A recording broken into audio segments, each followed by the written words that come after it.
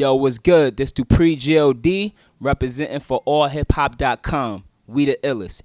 Yo, what's up, everybody? This your man Chuck Creekmer, a.k.a. Jigsaw. East New York is in the house. Only a select few can come up here with a ski mask on. You know what I mean? It's my man, DuPree G.O.D., a.k.a. Wordspit. I got to throw that out there, a.k.a. Wordspit. We still here, yo. Yeah. You know what? It's been we just transitioned from the name Wordspit in May. Right. You know what I mean? So, like, it's still very new. So all my friends are still like, man, you're still Wordspit. Like, Right. whatever. We get a you G.O.D., but listen, you still Wordspit forever. I'm like, I appreciate the transition. That's cool. I feel like change is good, man. Yeah. I personally needed the change because I just felt like I wasn't the same person that I started off as, and I wanted to make sure, personally, why I changed my name, I wanted to make sure that I left something that could cement my legacy. So DuPree is my last name, and G.O.D. stands for grandeur, opulence, decadence, and that's the legacy I wanted to leave. So it was kind of like I just wanted a name that could hold up to the music I'm making now while leaving the legacy I want to leave in the future. Nice. Well, we're going to get into the music side of things, but I want to talk to you, first of all, about going viral and creating viral videos, right? So I'm looking, scrolling around on my gram, and I see this video, and I'll keep sharing it, and I show everybody I know.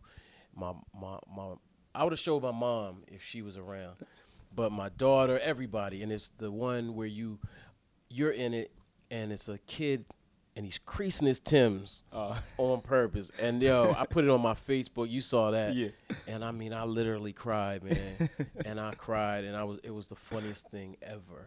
Yo, it's crazy. Like, just touching on that video alone, that was actually my homegirl's idea. My homegirl Sarah, and she was like, "Yo, let's do a video opposite to the video that was circulating with the white people." It was like the white people reaction video, Right? And so when we walked into that one, I didn't really walk into it knowing what to expect. She was just like, just do this and do this and do this and do this, and she was telling everybody how they wanted it, and everybody was throwing ideas in a pot. Yeah. And then when the final came, and I seen my homeboy Dunstan or whatever, he's creasing his Timbs and whatnot. I was like, oh, I get it. I get what we was doing now. Like, right. So that was a crazy moment. Shout outs to Danny Deuces. Shout outs to I Am Joe Show. Now, what came first? We're gonna do a split screen and show everybody the video. But what came first, the video or the reaction? Was that video there before?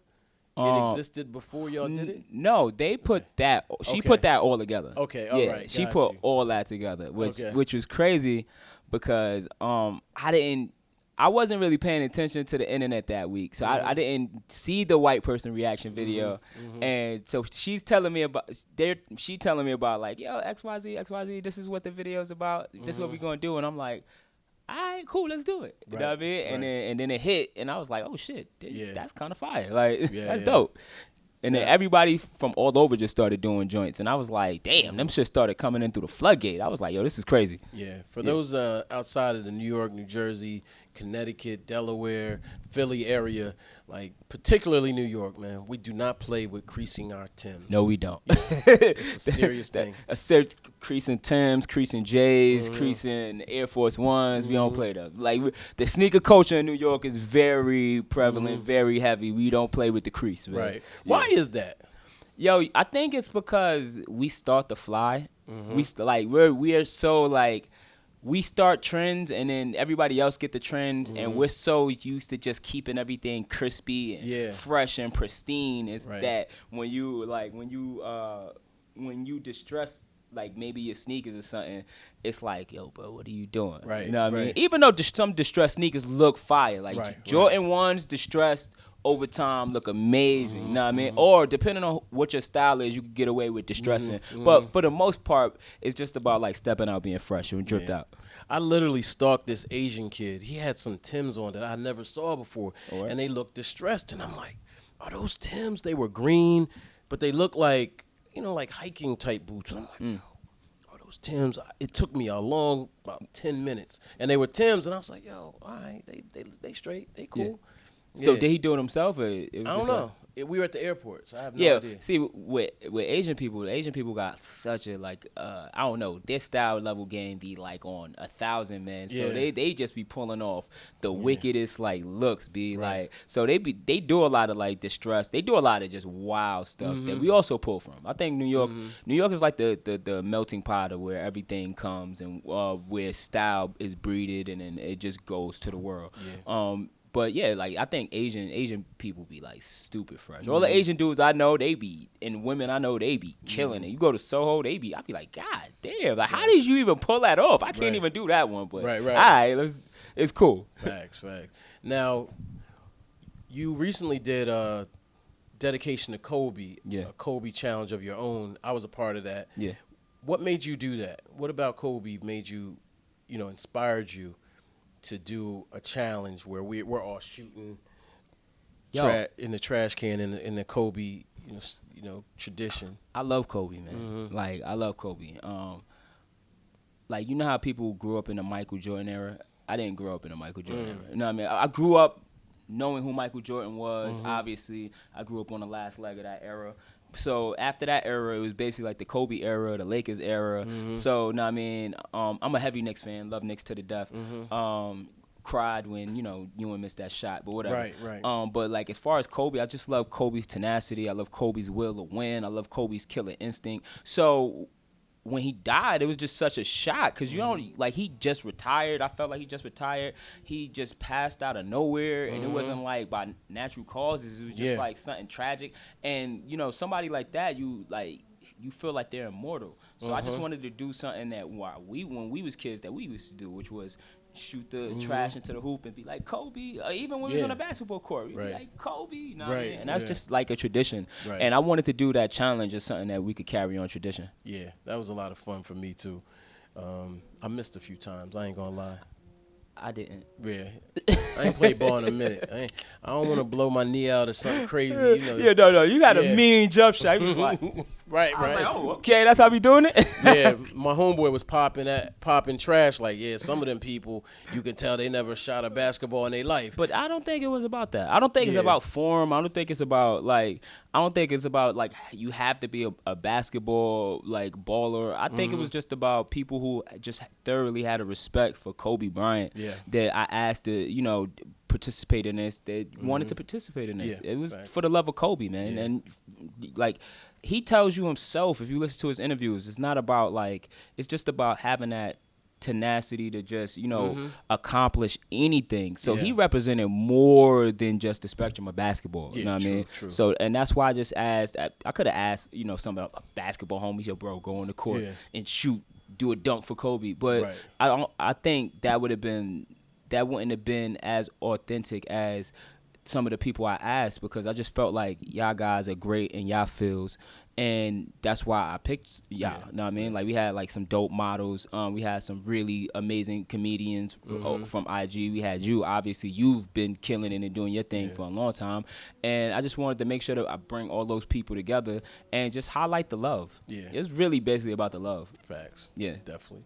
Now, what are the secrets to going viral? Can you get everybody wants to go viral. Now, first of all, I want to pat myself on the back. I've already gone viral once this year. You know what I'm saying? When I popped up on the Shade Room, I was like, okay, we starting off the year pretty nicely. I'm gonna tell you this. But it's always by accident. I think viral, I don't think we plan to just do dope stuff, right? Okay. So like I started this journey of like doing wild sketches and because I never really been this funny ever. Not in May. So after I lost my first page, my first Facebook page and my first IG, I started doing this not only just to really curate creativity in between doing music. So, but touching on what you said, the secrets to going viral is just not try to go viral. Just try to make something that you think dope that would appeal to people. Like the stuff that just hit, like I never thought would hit. Like I never thought would hit. Like we did Thanksgiving on a Train, which was probably like the biggest video last year. I saw that. When me and Joe Show was planning that, we had it since July. So we're like, yo, it's gonna be dope.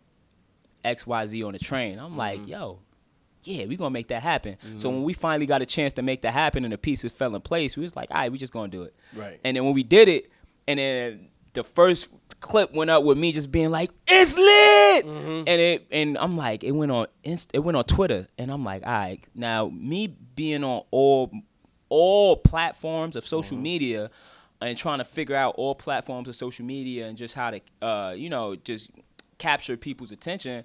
So I go to Twitter. I'm like, all right, I've been on Twitter for like a while. This is 20 minutes, and it's already have 3,000 views from some random person who was just on the train that posted it. This is going out of here. This is out of here. Right. After 3,000 views, after 20 minutes, it's going. It's gone. Then Complex picked it up, and it was just like, oh my God, Complex picked it up. And then everybody was like, no, we didn't even put the clip out yet. And after that, it just went. So for me, going viral is just planning whatever you want to do, having fun while you're doing it, and just putting it out to the world, and people make it go viral. No different than picking a single for your album. Like, people gonna pick the single. You know what I mean? So hard. Like, you can plan to do these things. Obviously, there's companies out there that throws a lot of marketing money at stuff and just make stuff pop. But just organically, it's just really just planning, having fun, and just throwing out great ideas and being creative while you're doing it. I think what most people miss, they'll see a video like Thanksgiving on the train and be like, I could have did that. But they don't see the planning going into it. Like the Timberland video. Yeah, anybody could have did it, but you still have to have the idea to do it. It was still planning. It took time to do it. Also, you got to have the balls to do it. You know what I mean? A lot of people don't got the balls to do it. Like, you know what I mean? And that's the biggest part. A lot of my friends will come to me and be like, son, how'd you do that? Especially when I first started doing the sketches, they was like, yo, bro, you a rapper. And I'm like, yeah, but I want to have fun. Let's see what this does. Yeah. And then, first month, people like, yo, son, you wild. Second month, they like, yo, bro, you're wild. Third month, they like, yo, bro, you are totally out your fucking mind. And I'm like, all right, man, now I'm just known for being that wild dude. So when it came about the fifth month, that's when people just got light bulbs in their minds. It was like, all right, we see what you're trying to do. Yeah. You know what I mean? And that's all just come because they see me having fun. And it's not fake. It's authentic. Like, for the most part. Okay. So, like, viral success is just, you can't plan for it, man. It just happens. True. And just be ready. Put the content out, like Gary Vee says. Yeah, true. Yeah, man. Gary Vee, shout out to him. So, musically, where are you right now? What are you working on? Well, I'm working on, I got this project. Well, I got two projects. I got Fuck Your Gravity with my band. We finished that project. Really dope, dense musical project of rock and roll, hip-hop, and different genres, superly genre bend. And then I'm planning on releasing at the end of probably like this year, sometime in December. But before that, I have the God EP, which is reintroducing DuPree, G.O.D., Wordspit, which is, me. It's just to me, it's not an album. It's more like a playlist mixtape of just different feelings and moods of songs that I made in just different moods, you know what I mean? So for me, that's like a really dope introduction because this has me like singing, it has me just really going hard with the bars. It just has me doing a bunch of stuff, and it's crazy because I was actually with like Daytwan, and I played him I was playing him the Fuck Your Gravity album, and I had one song that was just like wasn't finished, and it was a freestyle. And I played that for him. He's like, "Yo, we play that? Let me hear that again." Yeah, that's fire. I was like, maybe I should just take all these songs and make a joint. Yeah. Because I already had one to do it, but that just gave me reassurance. I should just move forward and definitely drop just a new project. And it's been a long time coming, man. And I'm so excited. I got like really dope visuals in my mind for it that I feel like are gonna be out the box. So it's a lot of stuff that I'm actually learning from doing sketches about just like shocking content and the extremes of just visual content that I want to start putting in actually making the music stuff that I do. And it all coexists within the same realm. Very dope. Well, give us some a heads up, man. We want to hit the studio with you, or when you're rehearsing your shows, and really get into the creation process as well. Yo, bro, I want you to, I want y'all to cover it. Because I tell you one thing that I'm about to do, I think it's gonna go stupid viral. Okay. But I'm not even gonna tell you. But all right. It's gonna be crazy, man. It's gonna be crazy. When you ready. I got you. All right, bet. Now, you've been rapping for a while. You've been around for a minute. You know, you were on All Hip Hop maybe 10 years ago. Yeah, 10 years ago. And that's you're known as a spitter. You know what I mean? And that's great. What has changed in the landscape over time? Have you felt the differences? What changed is that I felt like the emphasis on bars is lessened. No, like in that 2009 period, everything was just like you got to bar up. And right now it's just more about fun. It's more about melodic melodies. It's people still barring up, don't get it twisted. But it's more like people are really connecting with like these really amazing melodies that some of these kids are putting out, some of these dudes like innovators are putting out, and I could just respect it. The fashion definitely has changed. The fashion is definitely super changed from, more tailored fit. I obviously more gaudy, more gold, way more designer.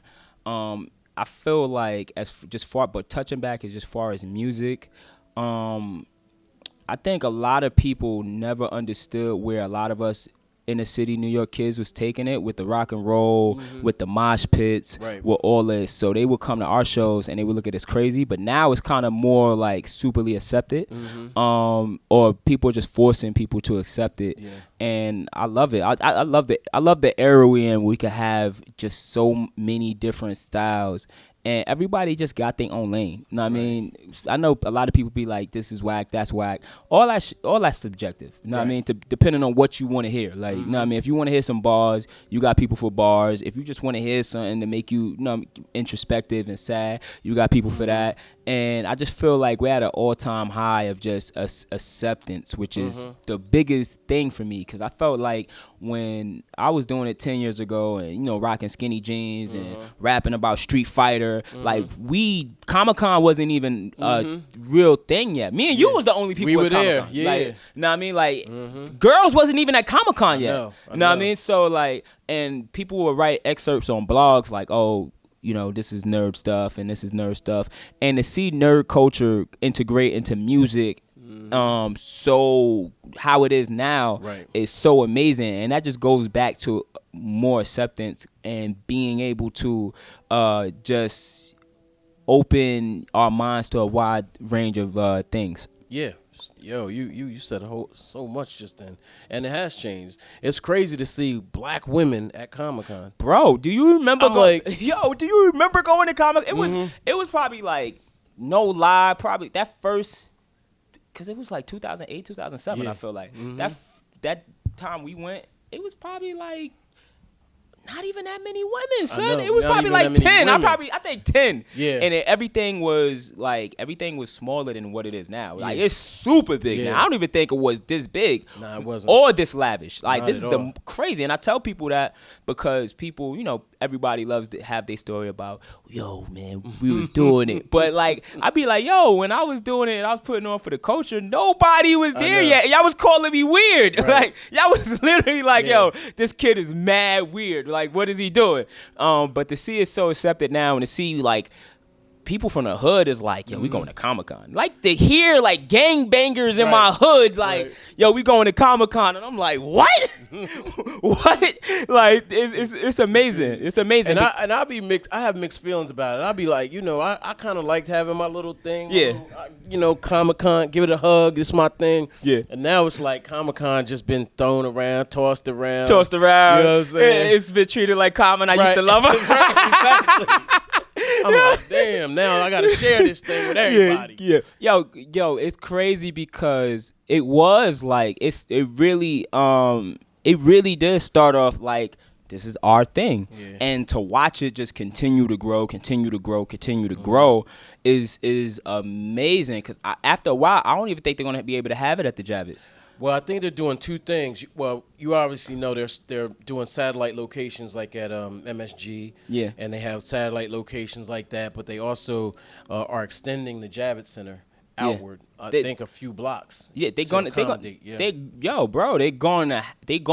to. Like, they want it to be bigger than San Diego. Last year it was packed, dog. Like, I didn't even go. I just went Sunday this year. Yeah, it was super packed. Yeah. Like, my mom's go. My mom is buying like Tokidokis and stuff like, yo, dog. Like, I came home last year, and my mom just telling me about stuff, and I'm like, yo, ma, do you know I've been on it for years, ma? Like, what are you talking about? Yeah. So it's crazy to just see her go from just like.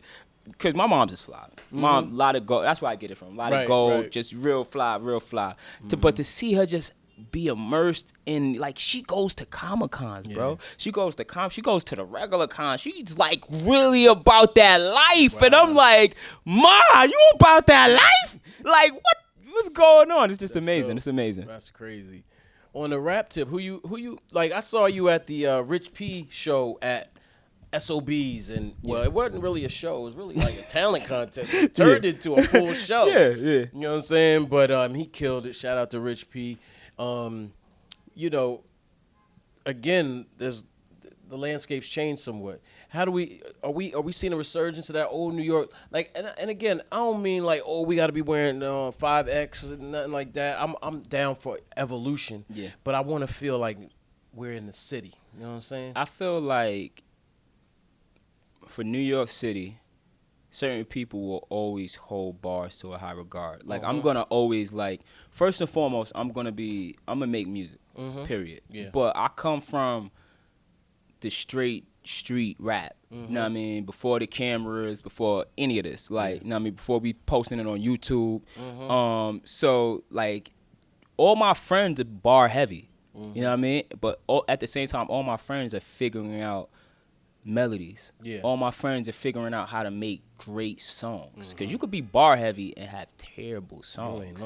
Yeah. So I think right now it's a resurgence of not only just bars, it's a resurgence of just trying to make really great music for New York artists. You know what I mean? Because at one period, I just felt like we kind of lost an identity, and we didn't really have an identity. We was just like, all right, cool.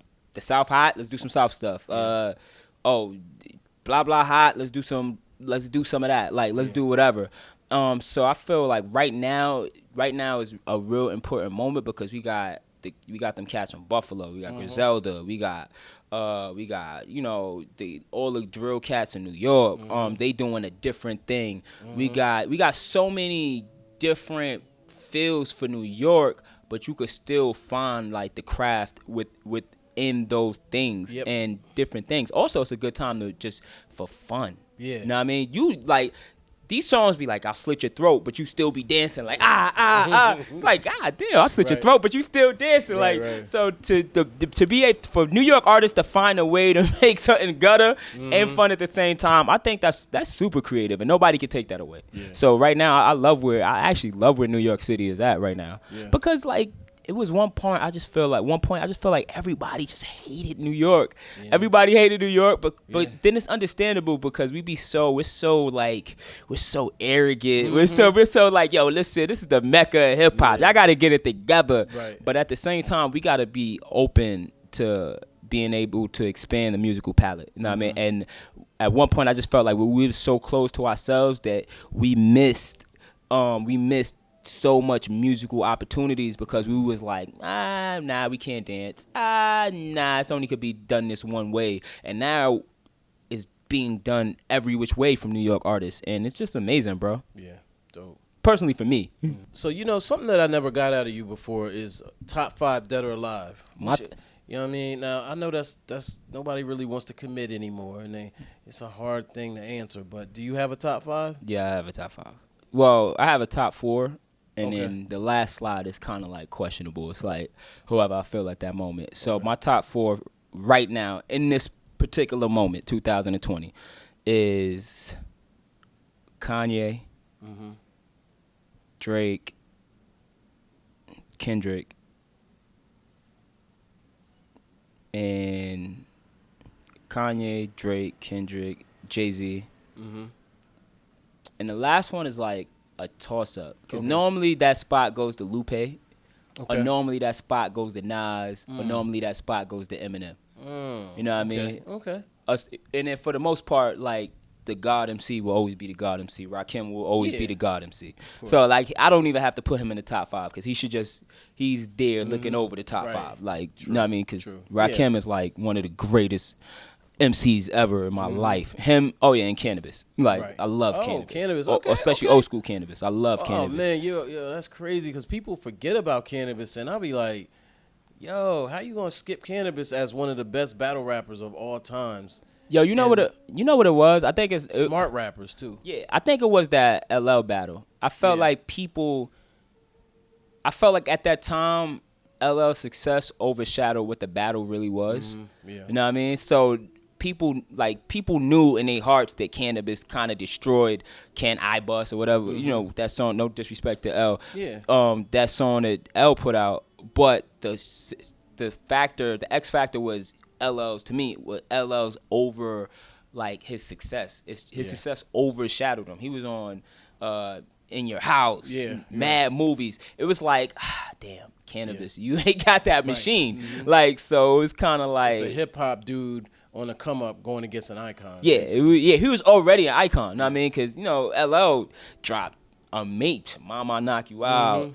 He had the first Love hip hop song. That was kind of like, so you're going up against that, and you're going up against a movie star, and you're going up against somebody who we playing in our house every Tuesday on Channel 9. Like, that was kind of hard. You know what I mean? But bar for bar, Cannabis. Second round knockout was probably like one of the greatest battle raps ever. I felt like he killed them. Like, you know what I mean?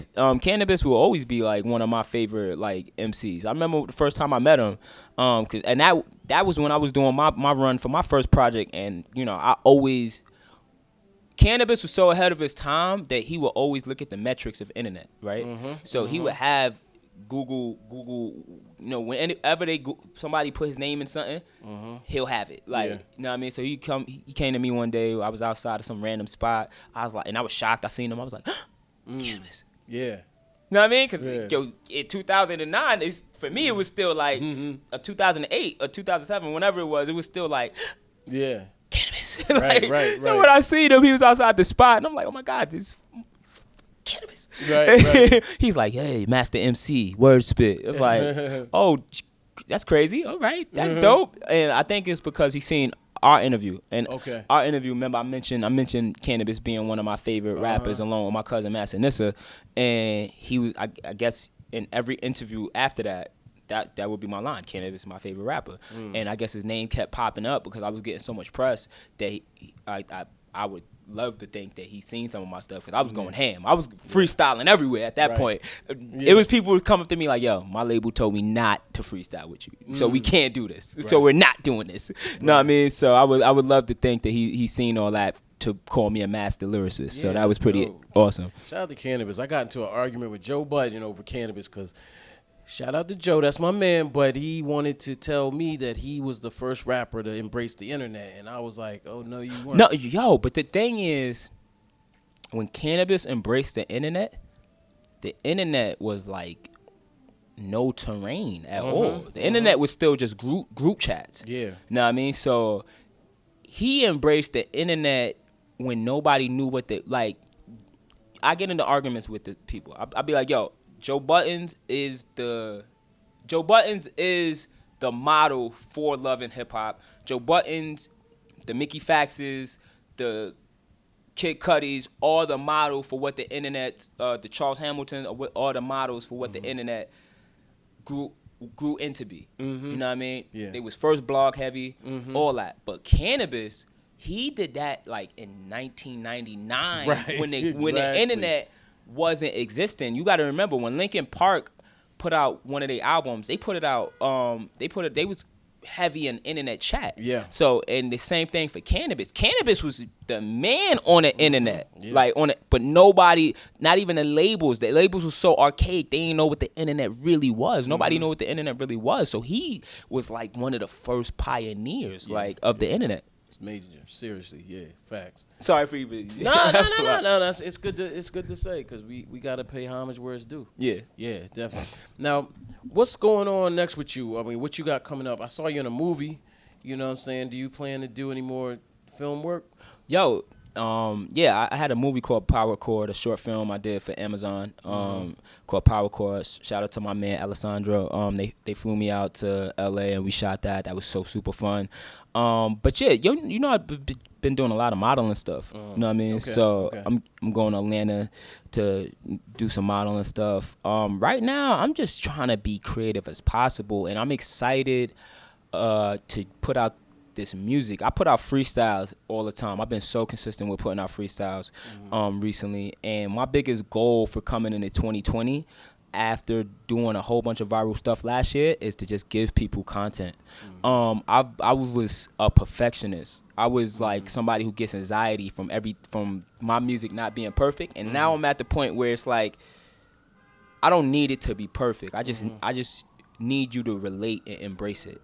So if you can relate and embrace it, I don't need it to be perfect. Right. And that's where I'm at. That's like freedom. Yeah, I'm at, like, even though I'm like, I have super anxiety about releasing music, that's one of the things I always felt that just held me back is because I didn't release an abundance of music. And even when I look back into like some of my archives, because right now I got like 4 or 5 projects. Like I look back at some of my old stuff, I was like, yo, what was I thinking? This is dope. This is crazy dope. Why did I not put this out? Yeah, I got to put this out. And I started doing compilations of everything towards the end and just putting my plan together for 2020. And I was like, this is dope. I'm making sure that we do like a back catalog of this. All right, this is ready to go. Fucking Gravity's ready to go. Cool, we're going to do a live version of me and my band. Because remember, like, nobody was really crazily rocking with a band like that. Right. So people would come downtown and they would see me and my people, or, you know, even just focusing on me, they would see me going crazy and they wouldn't even understand it. They would see me doing like chop suey, because I always was in the mindset with chop suey, and they wouldn't understand it because they'd be like, yo, what the fuck is going on? And then they would see the mosh pits, they see me jumping on stage. So like all that is to say that I'm grateful to just be in a space where I'm able to put these songs that I made on wax out to the world. And it's nerve-wracking, bro. It's so nerve-wracking because even right now I battle myself. Like, even when I put out a freestyle, I'm like, is this hot? Is this hot? I gotta send it to like 50 people. Like, is this hot? Is this hot? And then even when they tell me it's hot, I'm like, God damn, I'm still in my mind. And then I'll just put it out. I'll be like, yo, you know what? What I'm learning from viral sketches and doing just actually just being a content creator, because that's what I do. I create content. Is just put it out.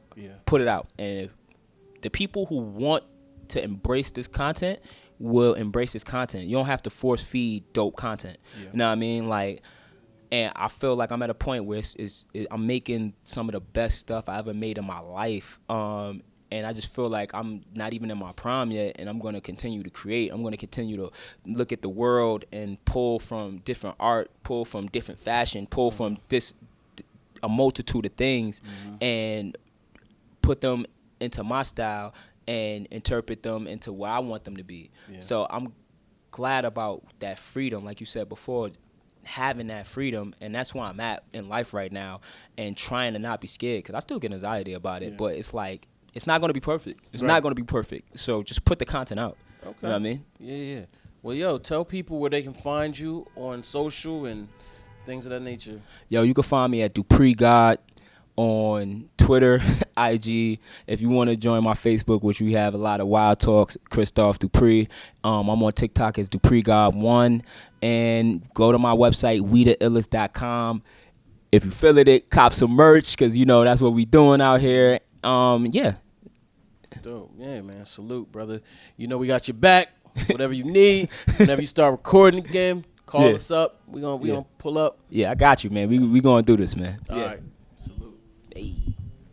All gold everything. All gold everything. We out here. I'm working my way up. I need a couple more chains, baby. More chains. Ow!